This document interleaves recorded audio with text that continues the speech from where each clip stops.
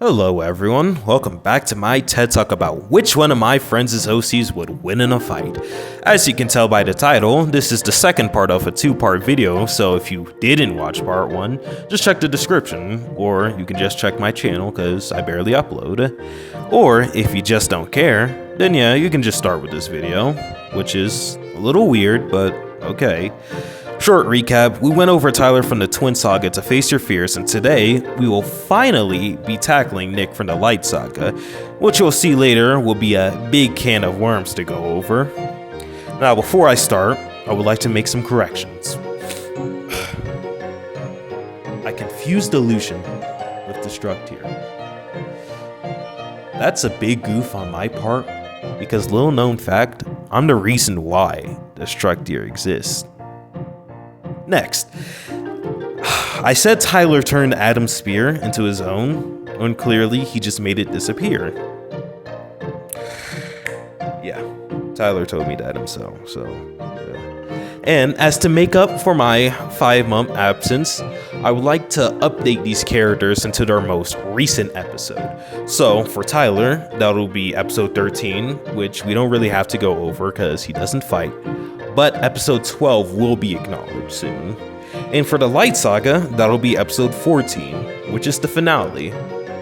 I took that long. Yeah. But without further ado, let's finally get to Nick.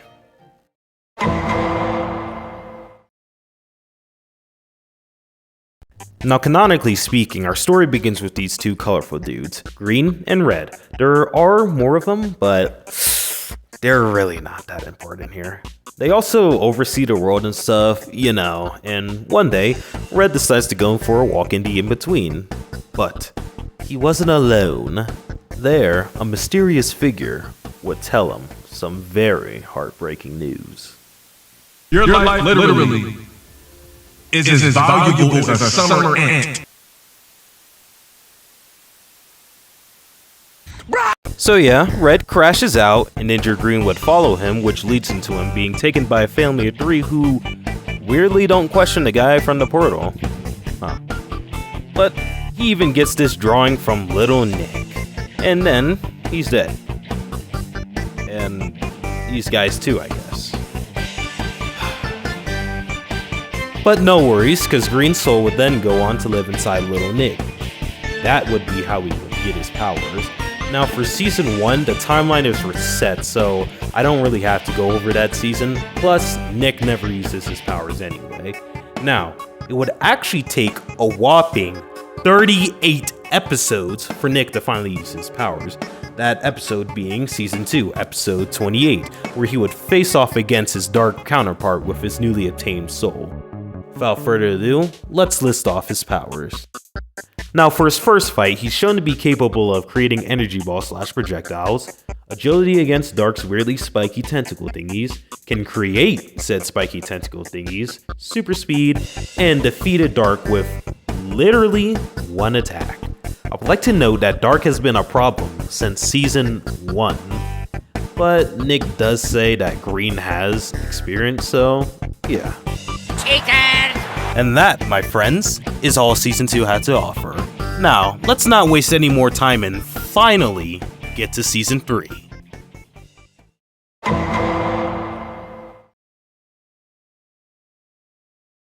Alright, in this concluded season, Nick faces off against 2 new adversaries this time. I would like to note that in episode 7, it is shown that Nick has the capability of using Dark's powers, which the latter allows him to use. This guy really likes using others' powers, huh? In episode 8, it is shown that Nick can use energy beams, which is used on his alarm clock, of all things. Moving on, in episode 9, it is showcased that Nick can survive an explosion from Insane Nick, who, as this photo shows, is using the powers of everyone. So I'll give Nick a point for durability, but not his friends. And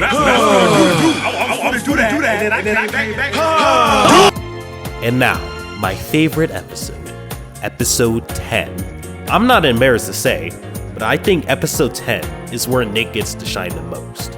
Yes, more than the finale, shut up. With that out the way, let's get to the list. Okay, so for the first half of this fight, Nick is shown to be able to create energy shields. Now, said energy shield was strong enough to hold its own against Insane's little energy blast. This would be immediately followed up by Nick's quick reaction time. Then, while in a weakened state, he creates a shield bubble which holds its own against the little energy balls that Insane sends at him. And then he loses. Jeez, thanks guys.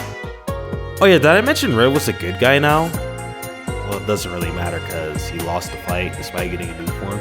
But not all is lost, because then Nick gets this new form, which leads us to the second half of this battle. Okay, so for the second half of the battle, Nick basically has all of Dark's powers, of course with the addition of some new ones. We have the return of those spiky tentacles, the ability to regenerate from Insane's little spike thing, and he can create a blade for his arm. And with said arm, that's the end of Insane's run. Poor guy. So after that, Dark is all like, I'm evil. Nick really didn't want to put up with Dark's BS that day, so he opened up a portal and chucked the both of them inside.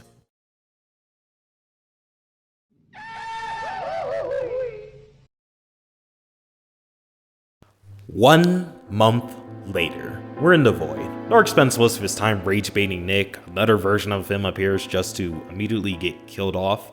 Then Nick finally falls for Dark's rage bait and then proceeds to rip him out and finally let him have it. Here, Nick tackles Dark to the ground and proceeds to beat the bricks out of him. He had him looking like...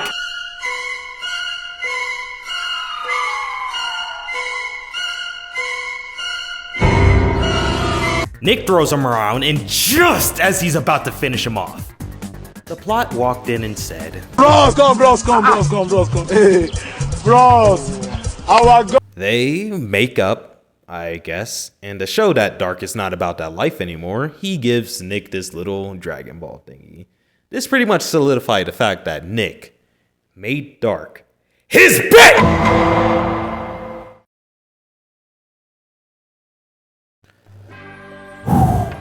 Finally, we're at the finale, okay? This foe is very special. This guy, man, is another version of Nick. No, guys. Because this one created the universe and is from the real world.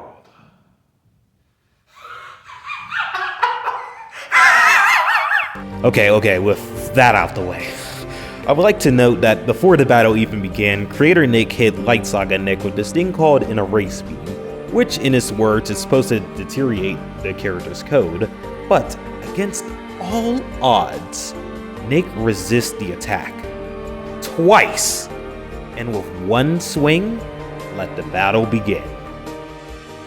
Alrighty, for the final showdown, Nick dodges the creator's fireballs Leon Kennedy style, snaps his broken arm back into place, holds his own during a beam struggle, unlocks a new form, Shining Nick, made a name myself, White Fire Erasure, which is used on the creator, and What the fuck is? No, we're not doing that again. First Hollow Purple, now talk no Jitsu. Where are you guys getting these moves from? Like, who are you? You are my friend. I don't hear you, man. And that, ladies and gentlemen, is all Nick had to offer. I'd say it's time we get to the interview, and yeah, after that, we're almost done. Yeah. Fine, episode 12 time.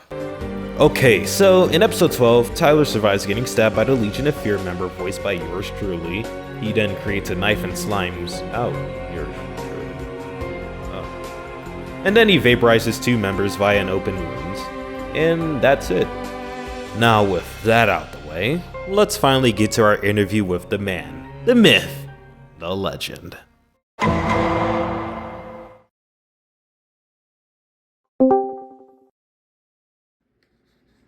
So I'm gonna be real. I think Nick solos. He's gonna destroy Tyler's verse, mostly just because, you know, he's green and green.